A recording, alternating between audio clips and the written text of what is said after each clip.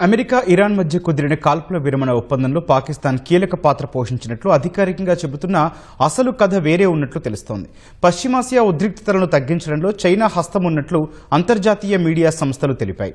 యుద్ధం ప్రారంభమైన దగ్గర నుంచి మౌనంగా ఉన్న బీజింగ్ ఇరాన్పై ఏ విధమైన ఒత్తిడి తీసుకొచ్చింది? చివరి నిమిషంలో చైనా ఎందుకు రంగంలోకి దిగింది? ఈ కథనంలో చూద్దాం.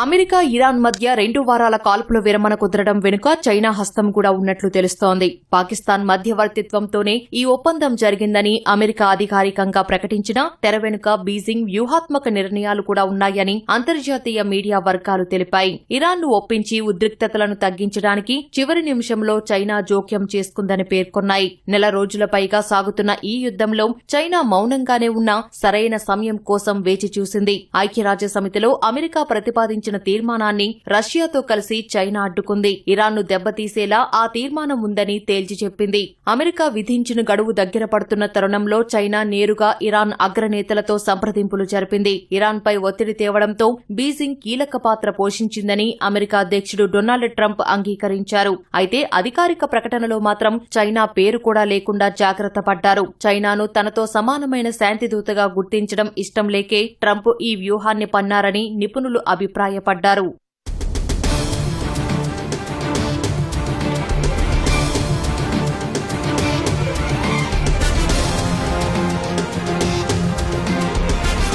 కాల్పుల విరమణ ఒప్పందంపై ఇరాన్ను చైనా ఒత్తిడి చేయడం వెనుక బలమైన కారణాలున్నట్లుగా తెలుస్తోంది. చైనా ప్రపంచంలోనే అతిపెద్ద చమురు దిగుమతిదారు. ప్రపంచ ఇంధన రవాణాకు జీవనాడైన హర్ముజ్ జలసంధి మూతపడితే చైనా ఇంధన భద్రత దెబ్బతింటుంది. ఇరాన్ నుంచి షాడో ఫ్లీట్స్ ద్వారా చైనాకు చౌకగా చమురు అందుతోంది. యుద్ధం ముదిరితే ఆ సరఫరా నిలిచిపోయే ప్రమాదముంది. హర్ముజ్ జలసంధిని అమెరికా తన ఆధీనంలోకి తీసుకుంటే చైనా ఆర్థిక వ్యవస్థ కుప్పకూలుతుంది. తన ఆర్థిక వ్యవస్థ దెబ్బతినకుండా ఉండటానికే ఆఖరి నిమిషంలో చైనా శాంతిదూత అవతారమెత్తినట్లు అంతర్జాతీయ మీడియా సంస్థలు తెలిపాయి.